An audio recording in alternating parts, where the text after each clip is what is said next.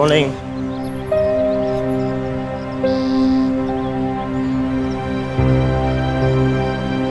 फिर से लोगों का बाड़ू इधर आ। कहाँ है ये लोगों? मालूम नहीं साहब, मैं जब आया यहाँ पर नहीं था साहब। रात में किसी ने उड़ाया होगा। उड़ाया होगा। वॉचमैन इधर आओ। वॉचमैन जी साहब। कहाँ गया लोगों? पता नहीं साहब, कैसे चोरी हो जाता है, हम खुद ही परेशान हैं सर। तुम परेशान हो गया तेरा सुनाओ ना। हाँ हाँ साहब, रेडी।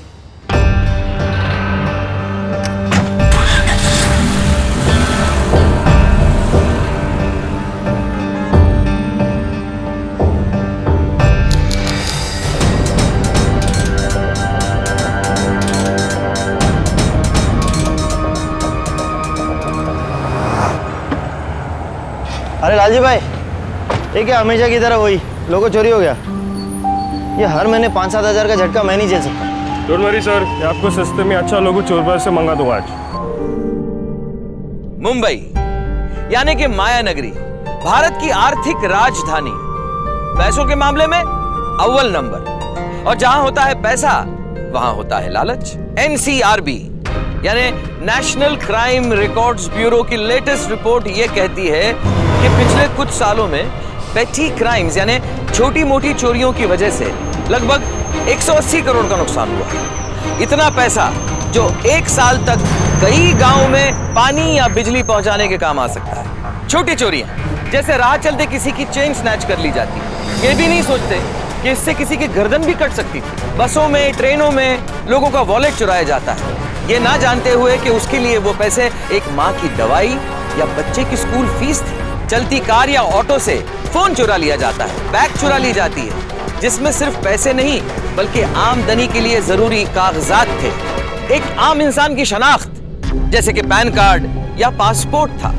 सोसाइटीज में, बिल्डिंग्स में दिन दहाड़े कारों में से, घरों में से पैसा, जेवरात, कार के लोगोज, यहाँ तक के जूते चप्पल भी चुराए जाते हैं। और ये सारा सामान पहुंचता है चोर बाजार में या फिर ऐसी जगह पे जहां चोरी का माल बेचा जाता है और इसे फिर से खरीदते भी हम ही हैं। अगर हम चोरी का माल खरीदना छोड़ दें तो हो सकता है चोरों के भी कदम रुक जाएं। इन मामूली चोरियों के पीछे छिपे चोर को देखकर अनदेखा मत कीजिए, क्योंकि कल जब इनका ज़मीर पूरी तरह से मर जाएगा तो यही वो मामूली चोर है जो पैसों की खातिर खून या करने से पीछे नहीं हटेगा। आपकी आज की ये खामोशी कल होने वाले बड़े से अपराध को शय दे रही है, एक छोटे मुजरिम को हिम्मत दे रही है कि वो कल एक बड़ा जुर्म करे।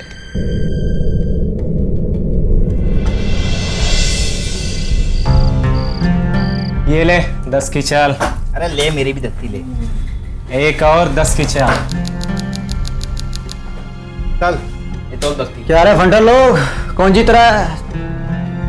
अरे तू तो नहीं यार, इतने ताले महीनों की मेहनत दांव पे लगा दी है यार।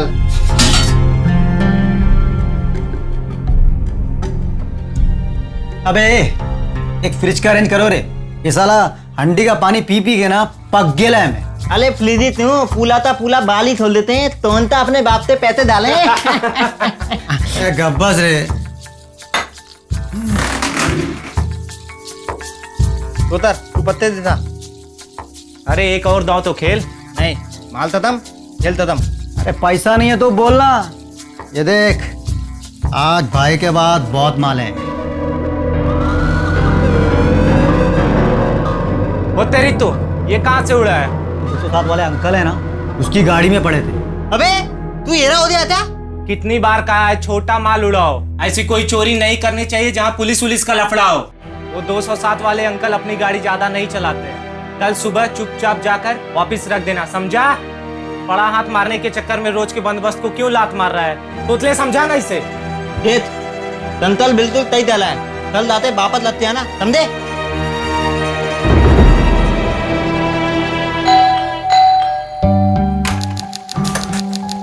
सलाम साहब। साहब वो गाड़ी का चाबी। 1 मिनट।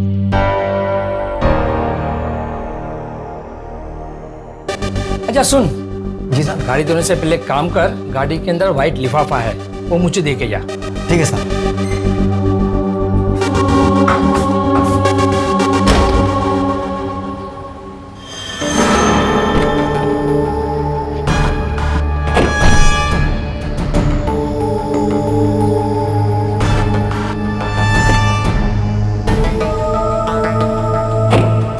साहब सब हो गया। बाड़ो गाड़ी साफ हो गया? हाँ साहब।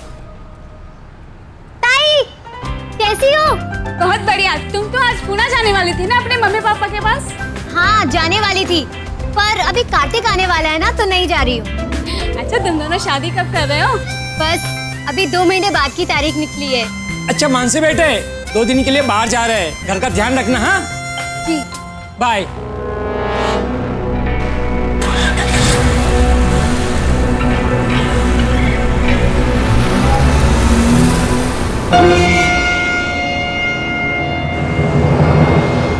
साले फट्टू है तुम दोनों लोग, मालूम? अरे उनको नहीं पता चलता यार। और वैसे भी ना देख, 2 दिन के लिए बाहर गए थे वो लोग, उन लोग को लगता कि रास्ते में किसी ने माल उड़ा लिया, बस अल्लाह खाली पीली माल वापस लौटा है। और वैसे भी ना उन लोग को कोई फर्क नहीं पड़ने का। अरे सोच के देखना, जो आदमी गाड़ी के अंदर इतना माल भूल सकता है उसे घर पे कितना माल होगा।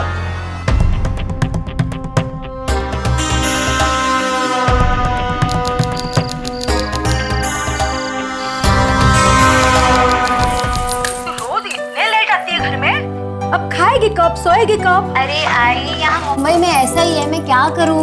अच्छा एक बात बता, तू रोज नूडल खा के तो गुजारा नहीं कर रही है ना? नूडल्स? ना ना, मैं तो दाल भात खाती हूँ। अच्छा आई मैं रखती हूँ। कार्तिक का फोन आने वाला है। कार्तिक का फोन आने वाला है, लेकिन अपने आई से 2 मिनट तो बात करना बेटा। रहने दो ना, बाद में बात करती हूँ। अरे अरे सुन सुन सुन सुन, बोलो आई। गुड नाइट बेटा। अच्छा I good night, I love you. कल बात करो। हेलो कार्तिक,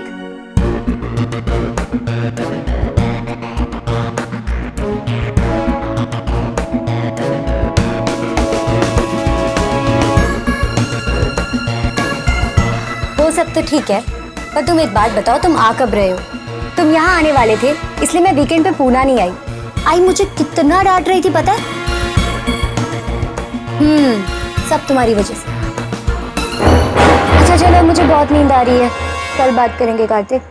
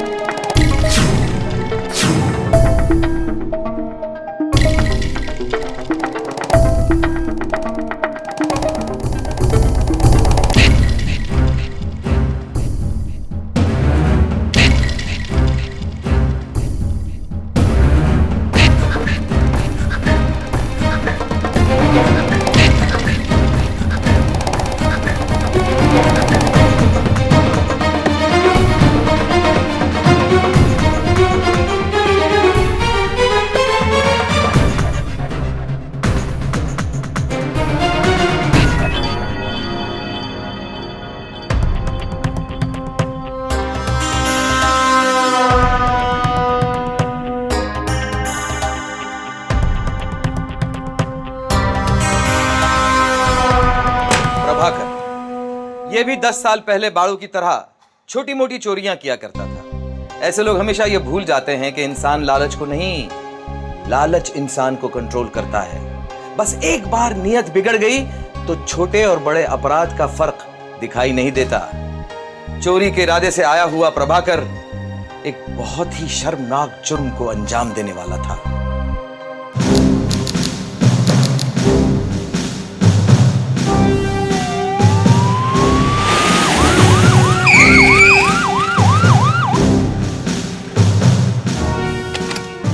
सर, इसी बिल्डिंग में हुआ है सर। सर, सभी से पूछताछ चल रही है सर, किसी को जाने नहीं दिया। मैं बताऊं सर, मुझे लगता है किसी अंदर के आदमी का ही काम होगा ये।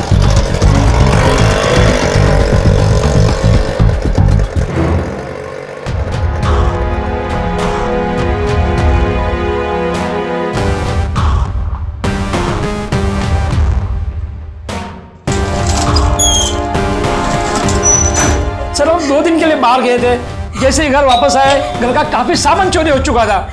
काफी मतलब क्या? बहुत कुछ चोरी हो चुका है इंस्पेक्टर साहब। जेवर, कैश और तो मेरा मेकअप का पूरा सामान ले गया है वो। मेरी सास ने जो मुझे नेकलेस दिया था इतने प्यार से, वो भी ले गया। वो कुछ नहीं छोड़ा, हमारी जिंदगी भर की कमाई पे तुम शांत हो जाओ, इन्हें अपना काम करने दो ना।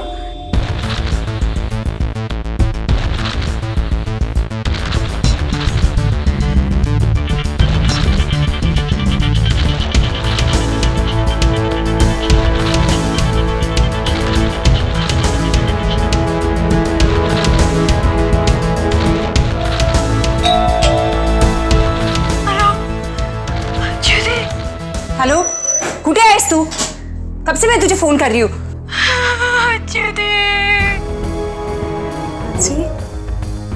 हांसी, क्या हुआ तुझे? तू रो क्यों रही है इतना? बता मुझे,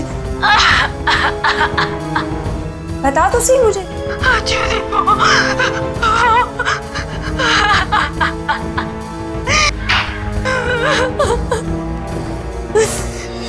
दीदी,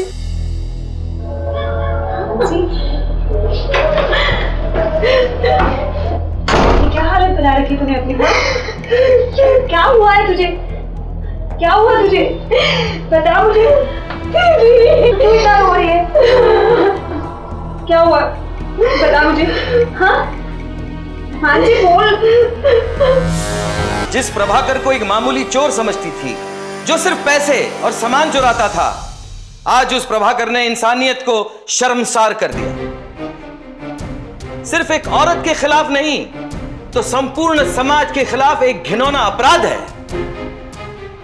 सिर्फ औरत का शरीर नहीं तो उसकी आत्मा और उसकी चेतना को भी हिला देता है।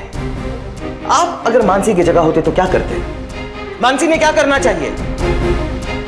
जवाब जितना कठिन है, रास्ता उससे भी ज्यादा, पर उतना ही जरूरी। मानसी के साथ हुआ अपराध इस बात का सबूत है कि जब किसी इंसान की प्रवृत्ति अपराधिक हो जाती है, उसकी सोच विकृत हो जाती है और अगर उसे समय पे ना रोका जाए तो मौका पाते ही वो बड़े से बड़े जघन्य अपराध कर सकता है। आज अगर मानसी चुप रही तो कल प्रभाकर की हिम्मत और बढ़ेगी और फिर वो किसी औरत पर या किसी का कत्ल करने से नहीं चूकेगा।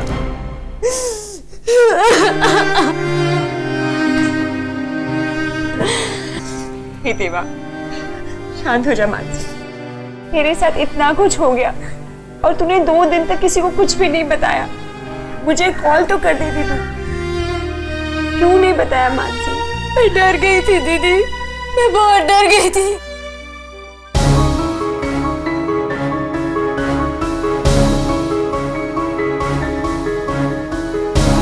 मुझे लगता है कि चोर यहीं से आया होगा।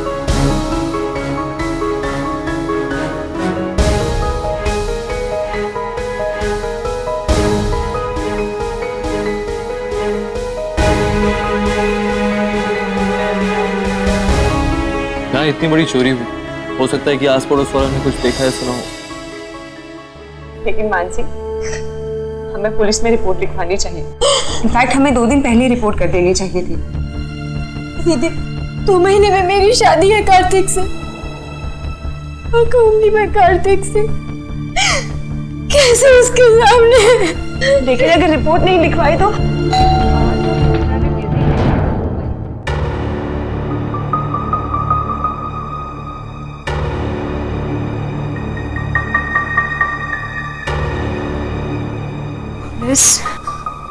दीदी प्लीज दरवाजा मत खोलना प्लीज। देख मानसी, तू अपने आप को संभाल। देख, घबराने की कोई बात नहीं, मैं हूं ना तेरे साथ।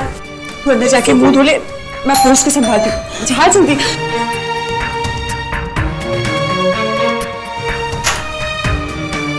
Hello, yes officer. आप यहाँ रहती हैं? जी मेरी बहन यहाँ रहती है। कहिए क्या बात है? आपके पड़ोस में बहुत बड़ी चोरी हुई, तो हमें लगा आपकी बहन ने शायद कुछ देखा या सुना होगा। मैंने कुछ नहीं देखा सर। मैं तो सो रही थी।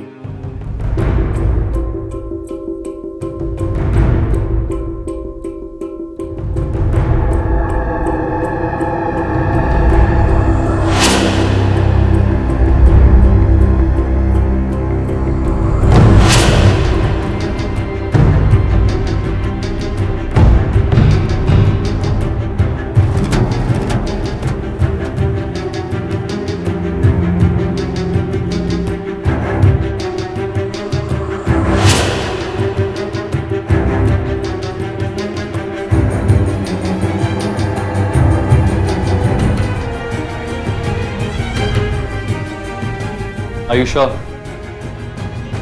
Okay. Thank you.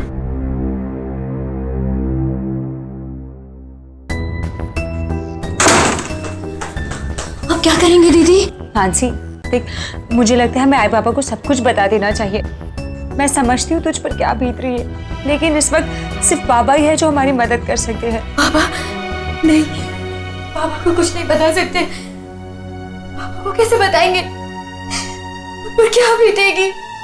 मानसी की खामोशी की वजह प्रभाकर या उसका डर नहीं था, बल्कि हम लोग हैं। उसे डर है कि समाज को जब उसके साथ हुए इस का पता चल जाएगा तो उनका रवैया उसकी तरफ बदल जाएगा। उसे ही शर्मिंदगी और बदनामी को झेलना पड़ेगा। हमारे देश की सरकार इस बात को समझती है, इसीलिए इंडियन पिनल कोड की धारा 228A के मुताबिक पुलिस और मीडिया को पीड़ित की पहचान गोपनीय रखनी पड़ती है कि केसेस में अदालत की सुनवाई सार्वजनिक रूप से नहीं होती, ताकि पीड़ित महिलाएं बिना किसी डर के अपराध के खिलाफ लड़ सकें, अपराधियों को सजा दिलवा सकें। पर शायद मानसी को इस बात का पता नहीं था, इसीलिए वो चुप थी। वो पड़ोस वाली लड़की मुझे बहुत घबराई हुई सी लगी। कुछ ना कुछ गड़बड़ जरूर। हाँ सर, मुझे भी ऐसा लगा। एक काम करो सर, तुम्हें कांस्टेबल को यहाँ ड्यूटी पे लगा दो। उस लड़की और उसके घर पर मुझे 24 घंटा नजर चाहिए और फुल रिपोर्ट चाहिए। समझ गए? समझ गए सर। क्या होगा इस शहर का? अच्छी रहने लायक नहीं रहा मुंबई। नहीं, बहुत प्रॉब्लम्स है इस शहर। मुंबई शहर रहने लायक ही नहीं। कितनी चोरियां हुई आपकी सोसाइटी में इससे पहले? छोटी मोटी चोरियां तो होती रहती है, और चूंकि ये छोटी मोटी चोरियां, तो जाहिर सी बात है कि किसी ने कंप्लेंट नहीं लिखाई होगी। कहाँ कुछ फायदा होता है ऐसी कंप्लेंट लिखाकर, और 2 पैसे की चीज के लिए कहाँ भागा दौड़ी करते फिरे। हाँ हाँ बिल्कुल सही बात है सर। बड़ी बड़ी गाड़ियाँ चोरी हो जाती है जिनका अब तक कोई ठिकाना नहीं। बड़ी बड़ी गाड़ियां चोरी होती क्यों? क्योंकि आप जैसे लोग जब छोटी मोटी चोरियों की कंप्लेंट नहीं करते, तभी उन्हीं चोरों को हौसला मिलता, और फिर एक दिन वही चोर आपके घर में घुसकर आपका खून भी करते। आपकी सुरक्षा, आपकी सिक्योरिटी का सबसे पहला जिम्मा आपका है, और उसके लिए आप लोगों को जिम्मेदारियां उठानी होगी।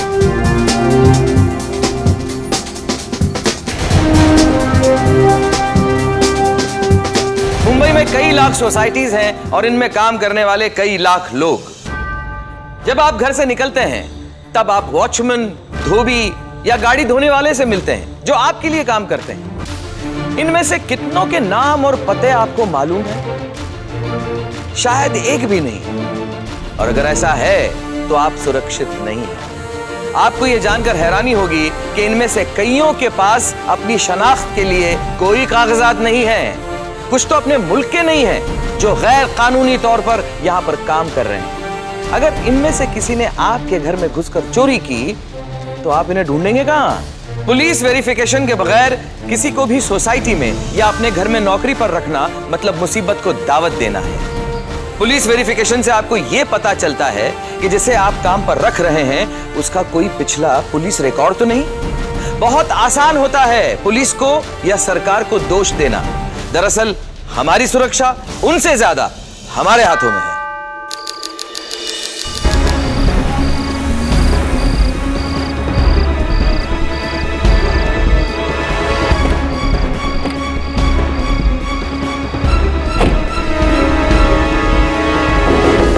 कौन है? कैसा लग रहा?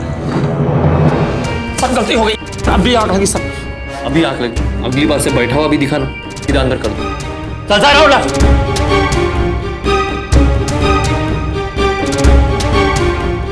अक्सर ये वॉचमैन जो हमारे घरों की रखवाली करते हैं वो एक साथ 2 या 3 सोसाइटीज में काम करते हैं, कहीं दिन की शिफ्ट तो कहीं रात की शिफ्ट। हमें इस बात का ध्यान रखना चाहिए कि जो हमारे घरों की रखवाली करते हैं वो वाकई में हमारे रक्षक हैं या भक्षक।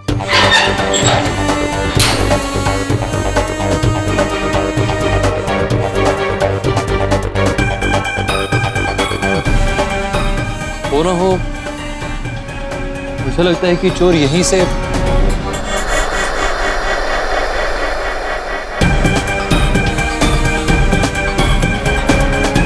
राणे का शक अब और भी पक्का होता जा रहा था कि मानसी और उसकी बहन कुछ छिपा रही हैं। दूसरी तरफ मानसी इस डर से खामोश थी कि अगर उसके आई बाबा को उसके बलात्कार के बारे में पता चला तो उन पर क्या बीतेगी।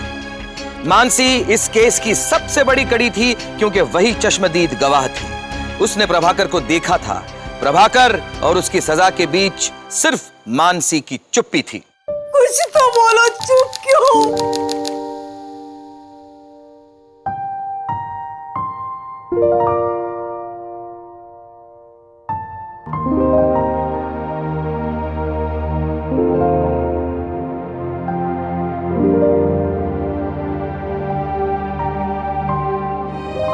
नहीं बेटी, तू सर नहीं झुकाएगी। इसमें तेरी कोई गलती नहीं है। गलती उसने की है, सजा उसे मिलनी चाहिए, तुझे नहीं।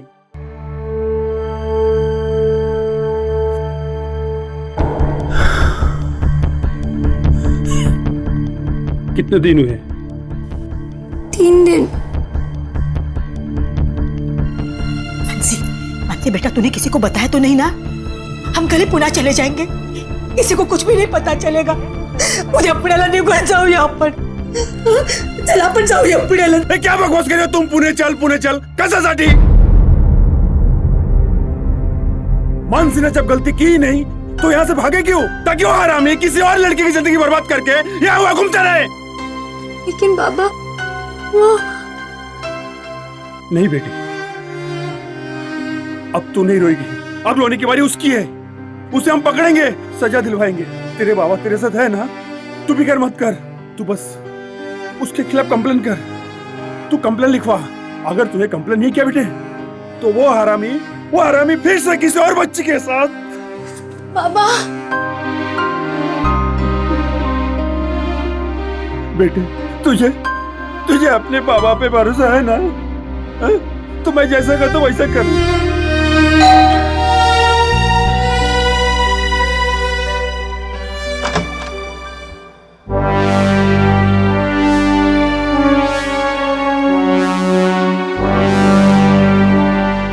अपने पिता की बात सुनकर मानसी को हिम्मत आई और उसने इंस्पेक्टर राणे को सब कुछ बता दिया।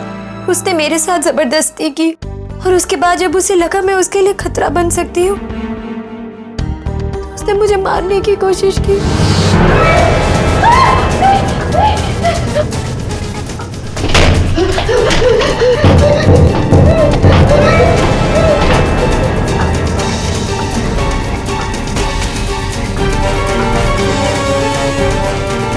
मैंने 2 दिन तक अपने आप को बाथरूम में बंद रखा, लेकिन फिर जब अचला दीदी आई तो देखिए, आप पर जो बीती है मैं उसका अंदाजा भी नहीं लगा सकता। पर मुझे एक बात का दुख जरूर है कि आपने पुलिस कंप्लेंट नहीं करा। केस को प्रूव करने के लिए मेडिकल रिपोर्ट की जरूरत होती, होने के 48 घंटे के अंदर हो जाना चाहिए, और आपके मामले में 48 घंटे के ऊपर हो चुका है। आपने बहुत देर कर दी मानसी जी। खैर, मैं आपको आश्वासन देता हूँ कि ये बात इस कमरे के बाहर नहीं जाएगी। बस आपको मुजरिम की शिनाख्त करने के लिए 1-2 बार पुलिस स्टेशन आना हो। आप भरोसा रखिए, आपकी आइडेंटिटी सेफ रहे। अच्छा ये बताइए कि आपके घर से क्या क्या चोरी? वो मेरे घर से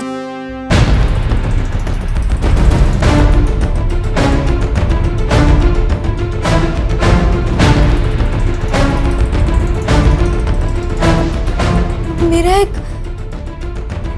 दुपट्टा भी ले गया। Well thanks for the information.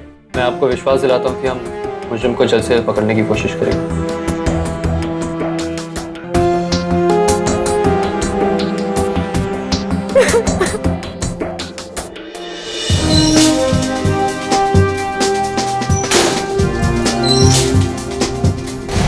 Inspector Rane अब और दृढ़ता के साथ उस चोर के पीछे पड़ गए थे, क्योंकि अब तक जो एक मामूली चोरी नजर आ रही थी, अब जाके उसका एक भयानक चेहरा सामने आया। इंस्पेक्टर राणे को यकीन था कि उन्हें कोई ना कोई सुराग जरूर मिलेगा, और एक हफ्ते बाद पहला सुराग मिला। अबे बिल्डिंग में दो गेट है, तू इधर से किधर जा रहा है? वो साहब यहाँ से शॉर्टकट पड़ता है ना साहब। शॉर्टकट? चल देखो तुझे शॉर्टकट। चल लेकिन साहब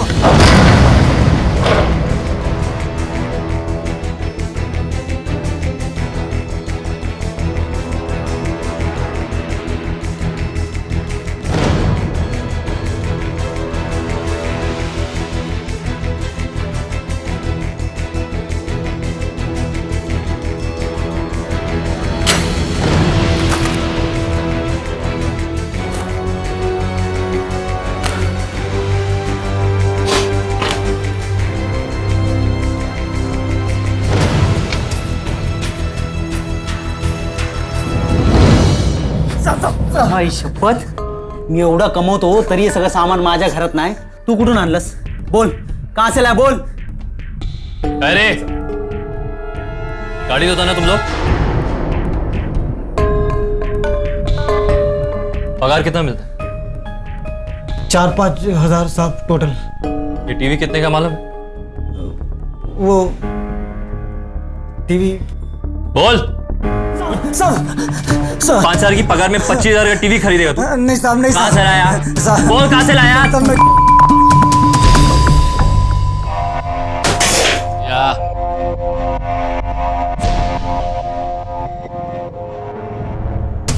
या तुम्ही या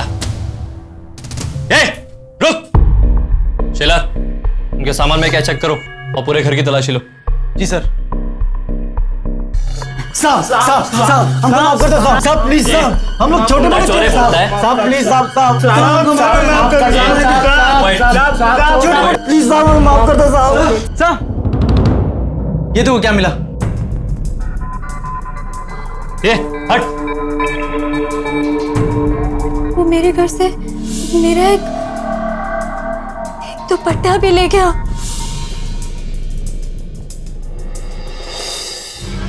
ये कैसा आया तेरे घर? कैसा आया तेरे घर? हाँ? बोल बोल कैसा आया? बोल बोल।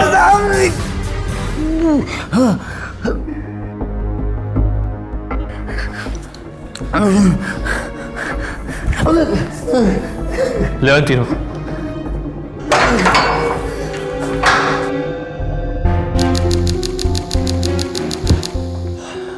माफ कीजिए, मुझे आपको यहाँ बुलाना पड़ा, पर एक झोपड़पट्टी से हमें एक दुपट्टा मिला है।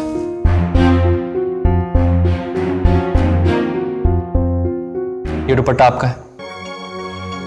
जी हाँ। हाँ इंस्पेक्टर साहब, ये दुपट्टा मेरी बेटी का है। ये दुपट्टा जिन लड़कों के घर से मिला है, हमने उनको भी गिरफ्तार किया। आप उन्हें एक बार देख लीजिए, मुझे लगता है कि उनमें से ही किसी।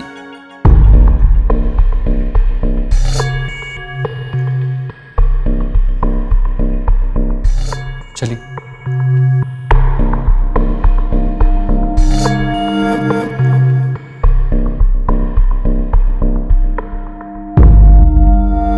इनमें से कोई था?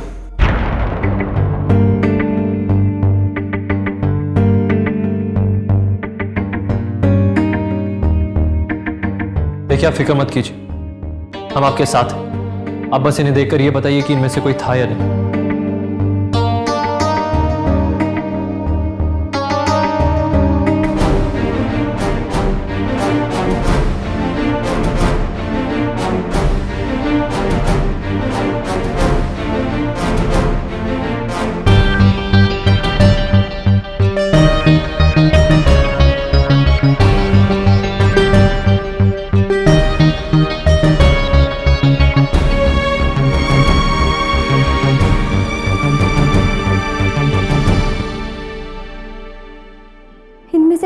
था सर।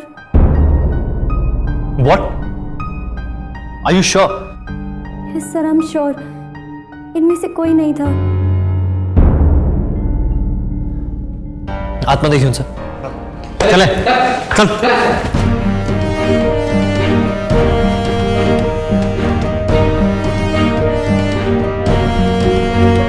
इनमें से कोई नहीं था तो और कौन हो सकता है? दुपट्टा तो इन्हीं के घर से मिला था। खैर, आप घर जा सकते हैं। जरूरत पड़े तो हम आपको दोबारा बुला लेंगे। सर, उस आदमी के बाल लंबे थे, उम्र भी थोड़ी ज्यादा थी सर। देखिए, आप फिक्र मत कीजिए, हम उसे जल्दी ढूंढ निकालेंगे। ये मेरा वादा है आपसे। थैंक यू इंस्पेक्टर साहब। चल बेटे।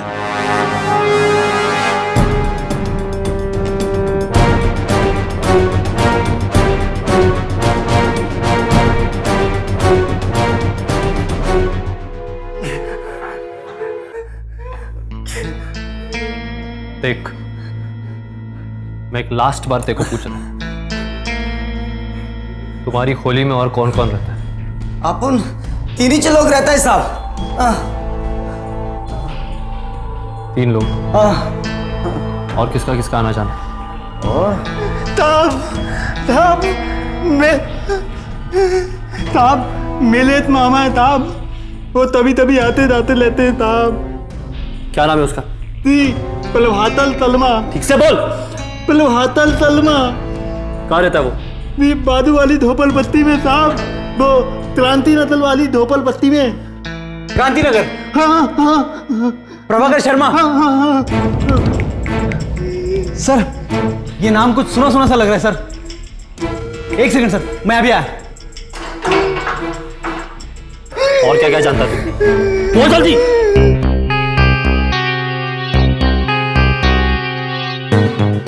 हाँ शास्त्री, एक बात बताओ, ये 6-8 महीने पहले एक फिल्म प्रोड्यूसर के घर पे चोरी हुई थी। हाँ, उस केस में किसको पकड़ा था? प्रभाकर शर्मा, वही ना अपना क्रांतिनगर की झोपड़पट्टी वाला। एक सेकंड होल्ड करना। क्या चला? सर, ये शास्त्री कह रहा था कि वो फिल्म प्रोड्यूसर के घर पे जो चोरी हुई थी उसमें प्रभाकर अंदर था। अभी 6 महीने से बाहर है सर, बेल पर। उससे कहो कि उसकी फाइल जल्द से जल्द भिजवाए, तुरंत। ठीक है सर। ठीक है। हाँ शास्त्री, एक काम करा, त्या प्रभाकरची फाईल लवकरात लवकर माझ्याकडे पाठवून द्या।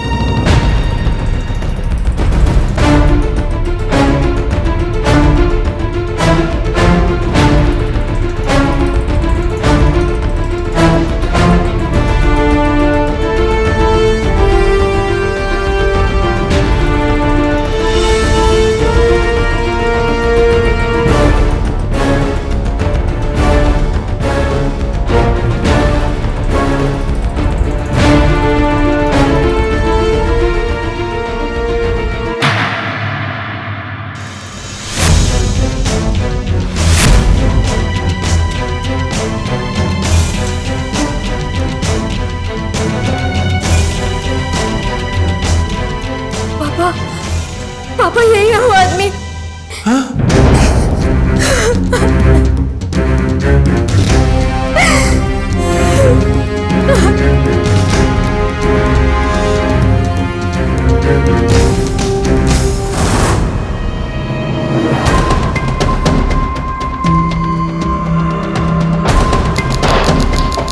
सारे घर की तलाशी लो, सबको पकड़ के बाहर लाओ। जी सर।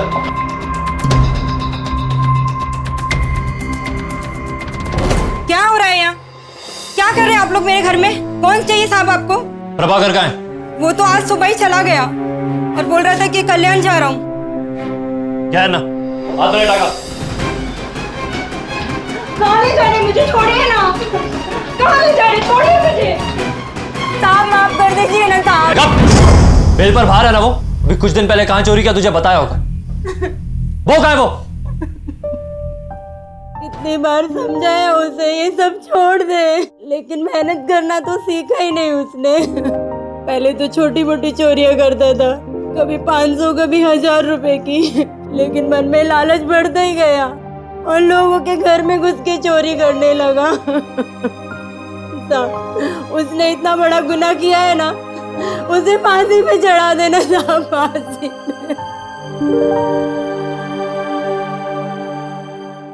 कल्याण पुलिस को इन्फॉर्म कर दो और हमारे सारे खबरियों को इन्फॉर्मेशन दे दो। प्रभाकर की फोटो सबको एमएमएस करो। ये आदमी मुझे 24 घंटे के अंदर हवालात के अंदर चाहिए। बहुत दिनों से दिखा नहीं साहब। इधर का लेडीज बार बंद हो गया है, तो शायद पनवेल या कल्याण जाता होगा। 1 नंबर का चमड़ी है।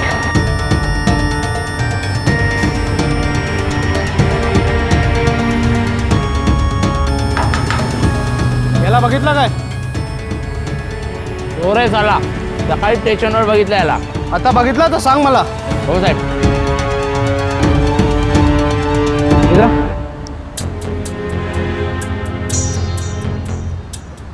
सलाम साहब, ये फोटो देख के बता, इसे कहीं देखा? इकड़े नहीं आए साहब, हफ्ता भर पहले आया था साहब। यहाँ लोकल छोकरों के साथ झगड़ा किया और चलता बना साहब। ठीक है, अगर यहाँ कहीं दिखाई दे तो मुझे फ़ोन कर देना। ठीक है साहब। मुंबई पुलिस दुनिया भर में अपने इंफॉर्मेशन नेटवर्क को लेकर काफी मानी जाती है। ये इंफॉर्मेशन नेटवर्क हम आप जैसे जागरूक आम आदमियों से मिलकर बनता है, जो अपराध और अपराधियों के खिलाफ सजग होते हैं। इंस्पेक्टर राणे ने मुंबई के चप्पे चप्पे पर फैले इस नेटवर्क को प्रभाकर के बारे में अलर्ट कर दिया था।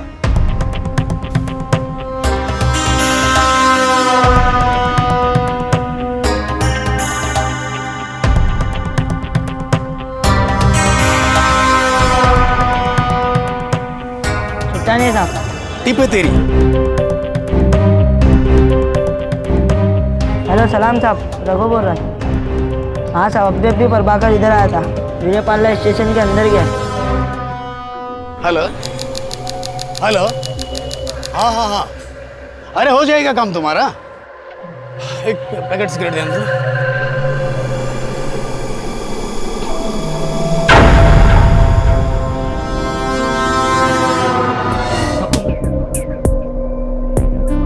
कशाला एवढा टाइमपास करायचं?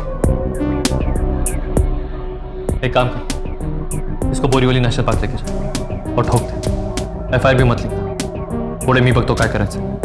घेऊन जायला।